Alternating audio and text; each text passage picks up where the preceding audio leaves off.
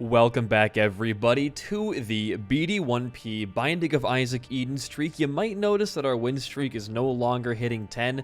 I did a stream a couple days ago with Aldog, a co-op Isaac Eden streak thing, and we lost a lot of runs. The VOD's on the second channel. I'm not going to post it here because it's not really worth it. It was there was some embarrassing plays being made, but if you want to watch that, the second channel is somewhere linked on my page. Seed, by the way, is going to be PN3WE9YS, which I should have probably used a different file for co-op stuff because Isaac co-op is it gets pretty chaotic every now and then. You know, the camera controls, the enemy targeting, the item splitting, etc., etc. So maybe it wasn't the smartest idea, but we did get some good runs in and some wins, although the last couple ended up being some pretty heavy losses. However, that's not what I'm here to talk about today.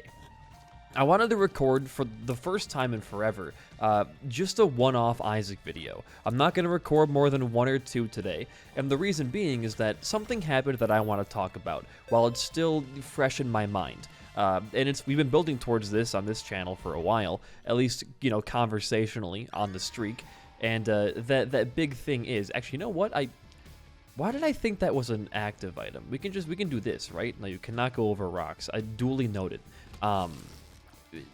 What's his name? James Gunn finally announced his big DC lineup, and I've been talking about it for a while, and my thoughts on James Gunn and my thoughts on superhero movies in general, I don't think they're very good. It's no surprise. I think a lot of them, with the exception of the Batman, I think a lot of them kind of fall short in terms of quality and expectations and all that kind of stuff.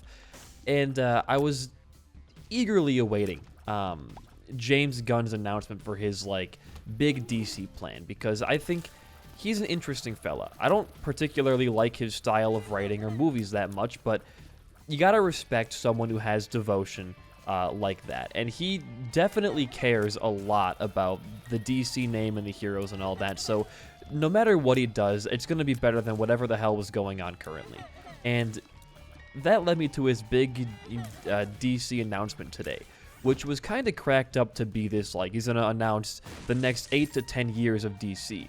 He really only announced up to 2025, which is fine. I'm not upset. I'm glad to have some kind of news regarding the state of things, but it's a very strange lineup.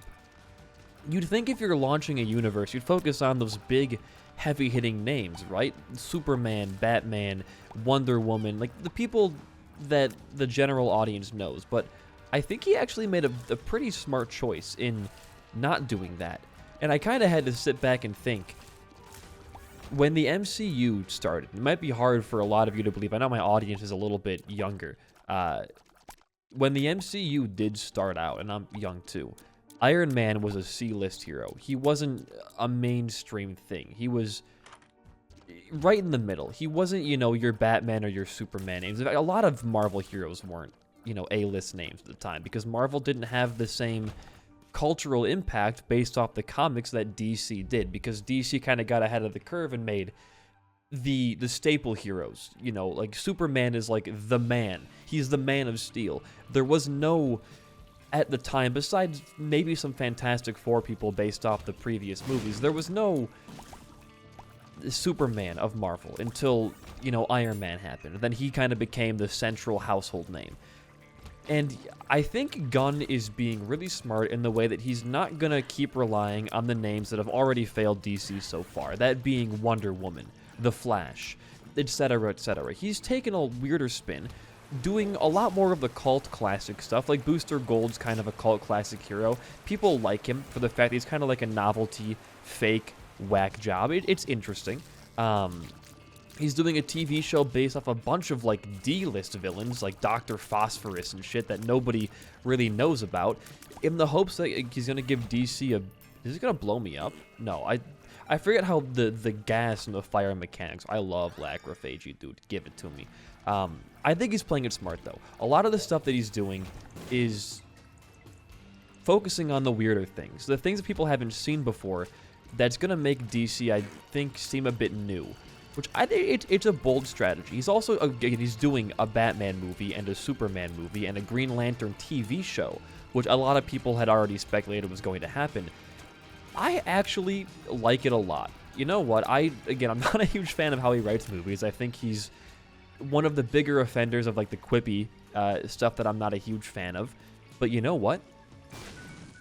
Genuinely, I'm actually quite excited for this. Now, there isn't anything happening for a while still. They got to do production and all that kind of stuff. But the one thing that I was kind of unsure about that I want to dive into first here, I'm going to do both of these, was his plans for a Batman movie. I want to give him props first. I was really hoping for a Batman and Robin thing, because we haven't seen Robin on the big screen since the horrendous late 80s, early 90s, unless you want to count the weird Robin cameo in Christopher Nolan's Batman, which I didn't really think counts for a Batman thing, or a Robin thing, sorry. He's doing a Batman and Robin movie, which is a good start. The thing that kind of weirded me out, though, was it's not like Batman and Dick Grayson. It's not Batman and Jason. It's not even Batman and Tim Drake. It's Batman and Damian Wayne. Damian being the fourth most recent Robin, the biological son of Batman, who was trained by Ra's to be an assassin from birth. I like Damian. He's not my favorite Robin. I think I would put him like... It goes Tim, Dick, Damian, Jason for me. I'm not a huge Jason fan. I respect the character, but not huge on my list. I gotta bomb this, man. I have, like, no DPS, it feels like, for some reason. But he's starting out with Damian, which is disappointing to me because we haven't gotten a good on-screen Robin ever. Even, like, Titans Robin sucks. I guess Teen Titans Robin is fine, but I'm thinking of, like, live-action stuff. We haven't had a good Robin done ever. You know what? Sure. I get this bonus, right? I do. I needed the tier rate and the DPS, and I do like this item quite a bit. So it is kind of sad to see him starting with Damian. Now, there is still room for Tim Drake to be in there because Damian and Tim have both held the mantle at the same time in the comics before, so there is room for Tim and Damian to kind of be two Robins, which would be really, I gotta sneeze, sorry, really, really interesting. Am I gonna sneeze? It's like right there. I gotta manifest it. Give me a second. Don't get hit while you're trying to... my eyes are watering. I have to sneeze so bad. But it's not coming out because I'm talking. You know what? I'm going to cry and I'm not going to sneeze. That's the method for today. My eyes hurt so goddamn bad. This is hell. This is actually hell. But it does kind of sadden me to hear we're not going to be seeing a Dick Grayson or a Jason Todd with Batman. But there's also an upside to this, I think. Dude, holy shit. That was the worst sneeze I've ever held in. Like, I'm crying. That hurt so bad. There is a benefit, an upside to this too, I will say. Why? Why?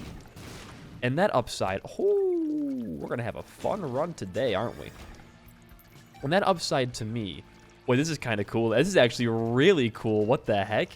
Because the range is insane on my tiers right now. So I could just kind of like, this is really fun. I like this a lot. The benefit being, because we're already apparently so far along in Batman's lineage here, and that means they're doing an older Batman, which I do like a lot. I'm tired of the... Well, I'm not tired of it, but we've seen a lot of, like, the Batman just starting out. Having a more veteran Batman, I think, is a nice change of pace. But because he's so far along, there's opportunity for there to be, you know, a Nightwing and Barbara Gordon show. Or even a movie. That'd be kind of crazy. Potential for like an Under the Red Hood storyline, because if Jason hasn't come back yet, we could do one of Batman's most memorable stories in live action for the first time ever. Unless you want to count the Titans show, which we're not going to even consider at the current, I gotta keep buying HP, at the current moment. But there's now a lot of room to do the late game Batman stuff that couldn't be done with, you know, Christopher Nolan or Matt Reeves' Batman. So the more that I talk about it, the more I kind of excite myself. Not in like a sexual way, but there's so much we can do with the character now because he's already so late into his adventure. And with him being a veteran Batman and Superman being a new hero, the good cop, bad cop buddy stuff can also be a real opportunity. So the more that I think about it, I think James Gunn is an ideas guy. He knows what he's doing. He has a lot of really, really good ideas on how to plan out this universe. But personally speaking, I don't think he's much of a writer guy. I would rather... Here's a perfect world for BD1P. The grown-ass man comics book fan here. This is huge. I'll do it. Okay, I actually, you know what? Krampus is good to fight here because we don't really have the HP to take a deal. We can still get Lump of Coal would be actually insane right now. That's not good. I'm so sniffly because I held that sneeze in. I'm going to keep Krampus's head, actually. You know what? That's fine. The Lovers... Let's go normal path. I know we have gone this a lot, but I don't want to go to mines right now. But I think I would much rather have James Gunn be the person who decides what comic book stories get adapted and how it plays out in the universe. He's obviously a really, really, really big superhero fan, which I think is great for the job then. And then hire other very talented film writers, directors, and makers to do the rest of it. I don't really want him to be writing everything in the universe. I'm sure that he's going to be able to show off his chops a bit more when he's kind of heading this whole thing. But again, I'm stupid. I would much rather have like anybody else be writing this stuff. I think I'm really happy that he's deciding to keep Matt Reeves' Batman separate, the Dark Superman story separate, Todd Phillips' Joker 2 separate. What else is separate? Swamp Thing is going to be like separate from the overall DC universe. He's decanonizing every shitty TV show. So you know what? More power to him. I should not have held that sneeze in, man. I feel like I'm going to start just blasting mucus out my nostrils now. This is like the most uncomfortable way to record a video, is to be halfway into a sneeze, crying, and also very itchy now. This is terrible. I should have just sneezed and been done with it and blown your guys' ears out over and over. I'm too nice. I just what it is. I'm just too nice of a guy, really. I'm excited. You know, it's a long time coming. We still got to wait until 2025 for pretty much anything substantial in the DC universe to happen. But I'm optimistic. For the first time ever when it comes to like a superhero movie lineup, I'm optimistic. I think this is the first chance we'll have of like a superhero universe being interesting for more than like 4 movies. So James Gunn, you got a man on your side now. I was previously I wasn't a James Gunn hater. I was just not a James Gunn appreciator. But I think he's kind of switched me over. I think he's shown that he has the care to make good things, and you know, he's done a lot of good work with Marvel, and he did the Peacemaker show, and he did the somewhat better Suicide Squad movie. So I will say I'm cautiously optimistic here. And if anything, I'm glad it's him doing this universe and not Zack Snyder. Because, like, I don't really care that much anymore about superhero media, right? I mean, I would die if I did that. I'm just going to leave this room. Here's the thing for me. We'll go mines once. I just get a little bit of a palette change here. I don't care for the superhero stuff that much anymore. I like going back and I like watching the older TV shows. I like watching, rewatching the campier movies. But when it comes to these big universes, I don't care. I'd prefer if we didn't have a universe and it was just a bunch of standalone stories being told and each character kind of has their lineage and that's it, right? Like we have a Christopher Nolan Batman thing and not having it be part of some overall DC universe or whatever. Because I just like the movies. I don't like when it becomes a cameo fest or it becomes like a, 20 YouTube videos a week about like, will, X character appear in the post-credits scene. I think it takes away from the enjoyment of the movie. I think when you're constantly waiting for something else to be announced, they use movies as a vessels to announce future movies now, it feels like, in the superhero scene. And that's kind of annoying. It doesn't allow the standalone stories to properly shine. And I think that's why a lot of movies are worse, is because they're so focused on planning. They aren't putting the substance where it matters. It's more name recognition now than it is quality. And that sucks. And I really hope that because James Gunn is doing all these weird stories like Creature Commandos and all these D-listers, that he knows that the name of the characters don't matter as much as the stories that he's telling. And I like that a lot. I really, really do. I think he's a man of the people. He really is. And I'm turning into a James Gunn fan because I feel like he's actually made... You know what it is? It's because there's been so many awful DC decisions being made in the last, like, year between the Flash movie. Zachary Levi is now anti-vax, so good job canning your Flash movie, or not your Flash, your Shazam. Good job ruining your Shazam movie chance before it even came out in theaters. It wasn't gonna do well regardless, but now people are gonna like actively not watch it because the actor thinks vaccines cause autism or whatever. Because there's been so much bad press for DC, that this tiny glimmer of hope feels like we just had a modern-day Shakespeare enter the room and I say, I'm going to write, you know, a story where Batman is actually mature and there's not a bunch of quippy shit behind it. So you know what? Maybe it's the palette cleanse. Maybe it's James Gunn actually having good ideas. I don't know what it is, but either way, I'm happy. Yo, do we have piercing, spectral, like super ranged, we still have great shot speed too. I guess we have, what, Screw and Cat of Nine Tails, so we didn't lose any shot speed there. This is a baller run. If there's any run that's been a baller run, this is that run. This is a great, fun synergy. I still have to sneeze. I'm not going to let it happen. It's a great, fun synergy. We're mowing down enemies, going through rooms, taking down floors, and also taking names. I'm going to look for... I hope you're right here. We find, like, every secret room first or second try. Hey, thanks. But I think we're doing okay, and I think that we are probably going to win this run. No matter where we go. You took so much damage there. And if I get a bunch of tears just stocked up in the middle... He's not going to do anything about it. Look at that. Extra bombs, another devil deal. Please give me, like, the pact. I want to get HP back from buying something. Our deals have been less than savory. I do like Dark Prince's Crown a lot, but the rest of our deals have kind of been a little bit sleeper. And we'll just go to Depths 2, because I don't want to spend hearts on the Mausoleum Door, or as Gerard Way would say, the Mausoleum Door. You know that guy? Is he too old for you?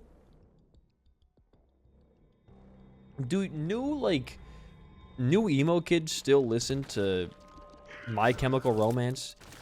Are they still, like, I know they're a popular ass band still, but like I had the emo phase in middle school.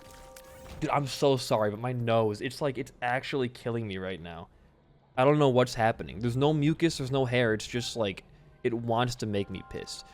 Either way, I had an emo phase in middle school and in the first year or two of high school.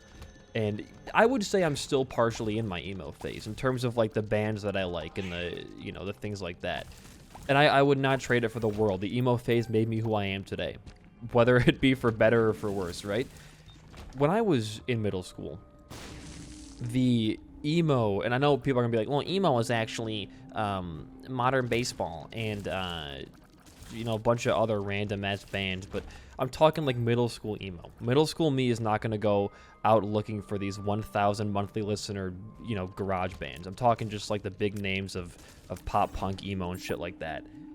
When I was in middle school, the popular emo bands were Black Veil Brides, Mayday Parade, Pierce the Veil, My Chemical Romance, Falling in Reverse, Escape the Fate, Fall Out Boy, a lot of falling apparently here. Gerard Way's solo career was popular for a bit. There was, what are they?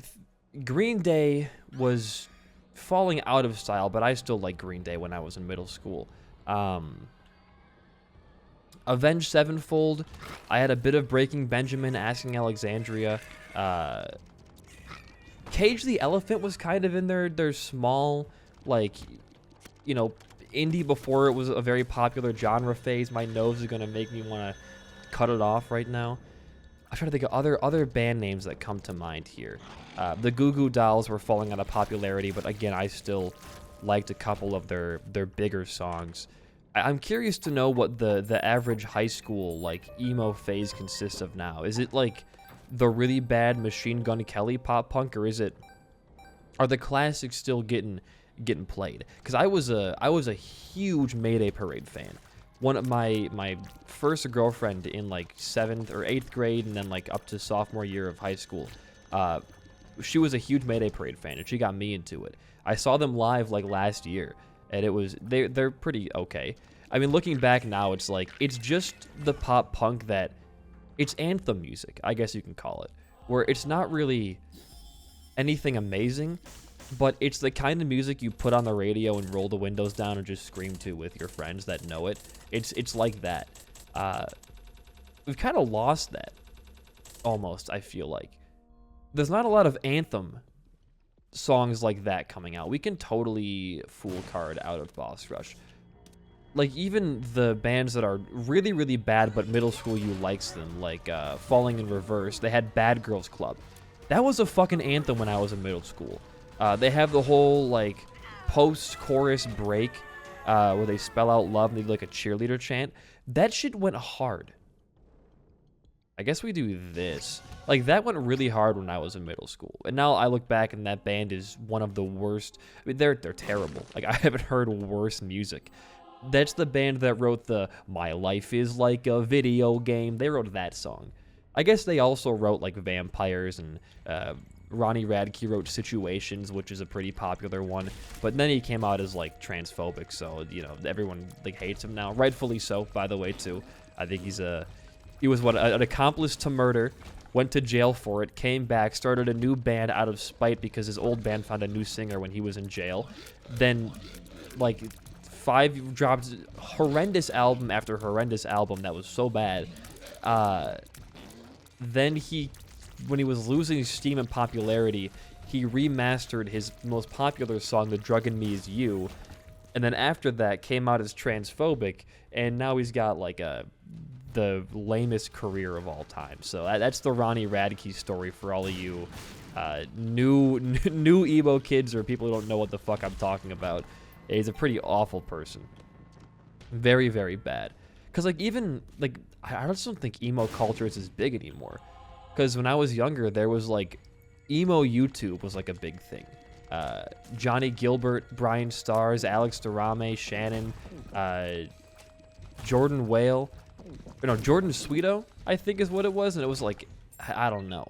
But there was, like, My Digital Escape. There was the Brian Stars band interviews. Like, there was so much when I was a bit younger on YouTube that you just don't see anymore, because, like, the demographic has shifted to where I think what it is, it's a lot of just social media ironically killed the social media side of emo culture, because there's this whole, what shot there? It might have been one of my tears that was lingering. There's this whole weird trend that I see a lot online that I think is ridiculously stupid and very, very bad, where it's almost like incentivized for you to take pictures of weird-looking people you see in public and post them online for, like, Twitter likes. And there's occasionally times where it's, like, it's fine. Like, there was a picture of somebody reading, like, a super, what's the word? Anti-Semitic book, like, dressed up as, like, a World War II soldier on a subway station. Posting that kind of shit is fine because people are dumb. But, like, then there's just, like, if someone just looks a little different and you take a picture and post it online, like, that's fucked up. And I think with a lot of emo culture used to be dressing different, looking different, you know, guys dyeing their hair and painting their nails when that was seen as more taboo, even though it's not now, obviously. That can't be around in modern day because they would get posted on, like, dudes taking L's or some, you know, weird, awful Twitter account. I think that's kind of, like, scared people away from truly embracing the past of the, you know, like, eyeliner and weird fuzzy hats and red flannels and super tight skinny jeans and shit. Because, like, that was what used to be what emo kids aspired to be. And now it's like, Machine Gun Kelly? If he's your role model, you got to get better role models, man. He's a. I guess all celebrities are weird, but I don't want to seem like I'm you know, blasting modern day culture, but I do genuinely think that when I was younger, when I was a kid, that there were better internet role models than there are now. There's some good ones still, like Markiplier does a ton of stuff for charity, just raised like $130,000 for LGBTQ charities, like amazing shit. There's a lot of good people out there still. But I feel like the ones that are bad get more press. I did not mean to walk in here, but whatever. Whereas back in the day, it was like, I think a lot more of the good got the press. I think it was it's a lot easier to be bad nowadays with how much access there is to social media and unsavory things, I guess. It's a lot more commonplace. Doesn't make it okay, obviously. But there was less opportunity for these potentially shitty people to be shitty. So they were probably just never exposed as being bad, even if they were bad, if that makes sense. Whereas, oh, hey, I gotta make a choice here. My Reflection Brimstone is gonna put us at 2 hearts, or being a coward.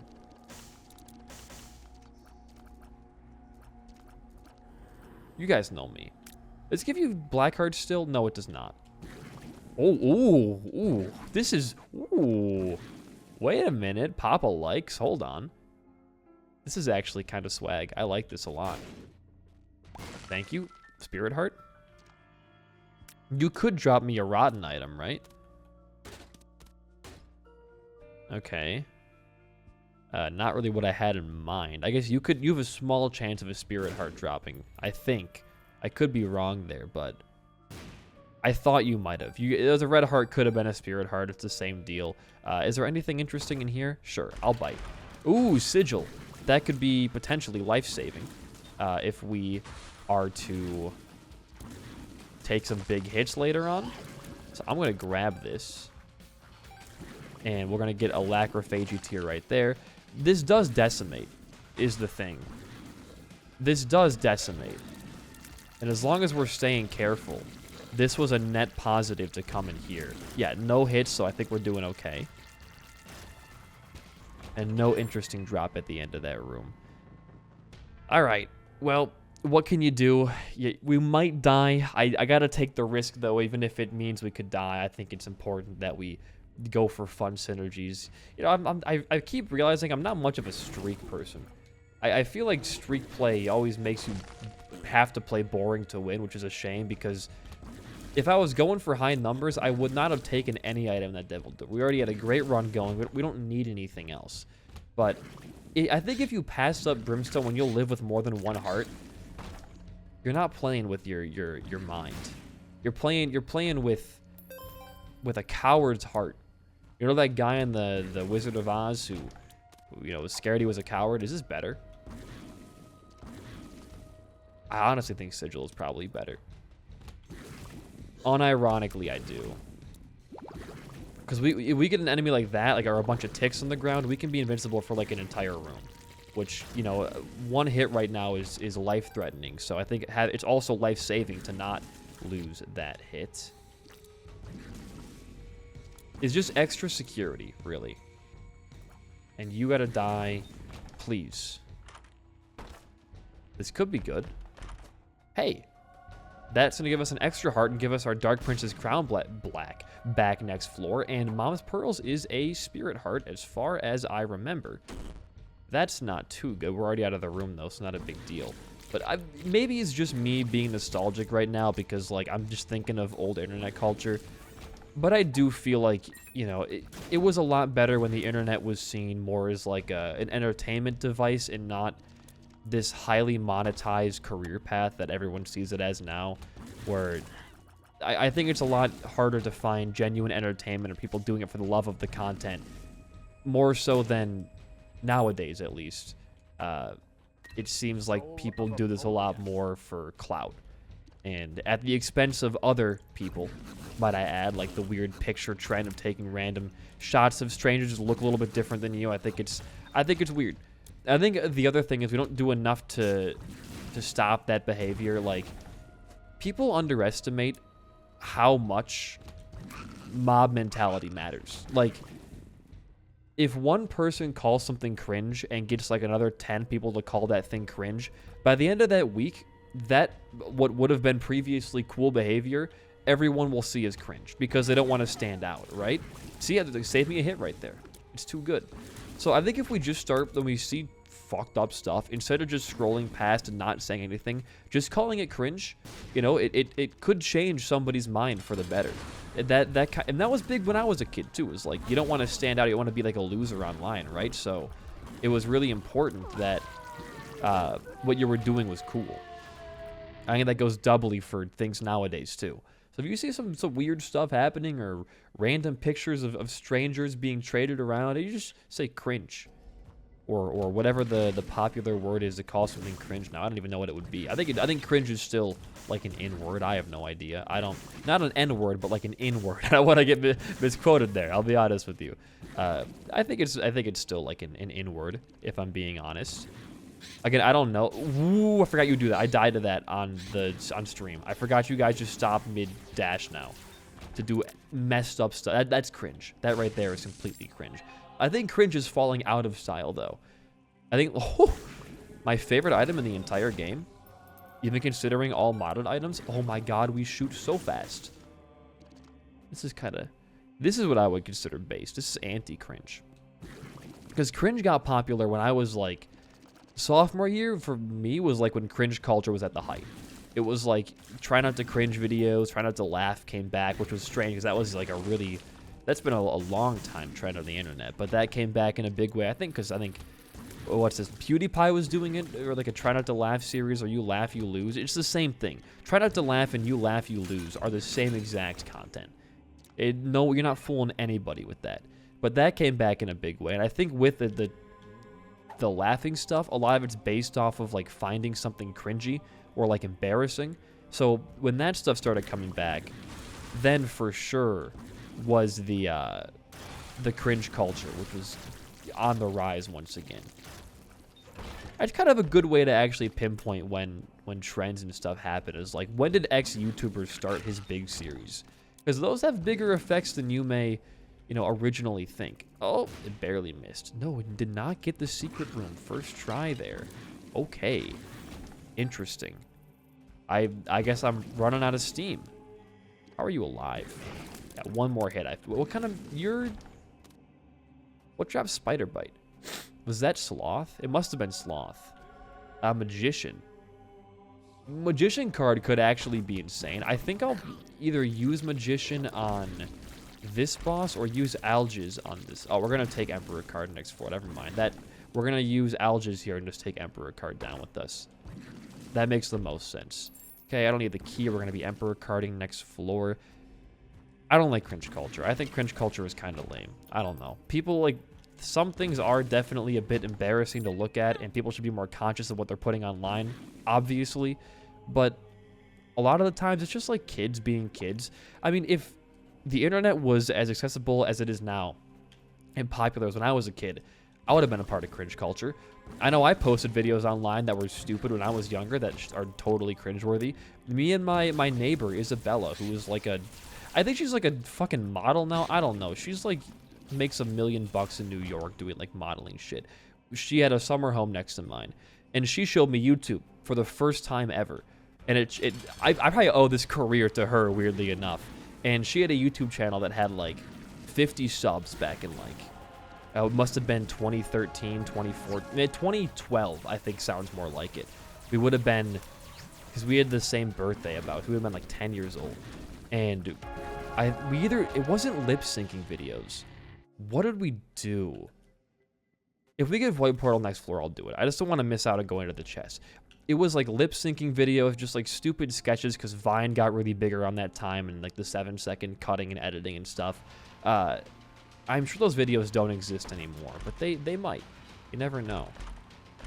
Though I doubt anybody would find it, because like I'm sure it has the most unsearchable terms in the history of the world. But like that stuff was totally considered cringe, and it still would be by today's standard. But if I would have seen comments in that video being like, this kid's stupid, or like L moment or whatever, I would have been real sad as like a 10-year-old, and it would have probably made me depressed for a while. And being that young and having that kind of feedback can really hurt somebody. So I think cringe culture is dumb.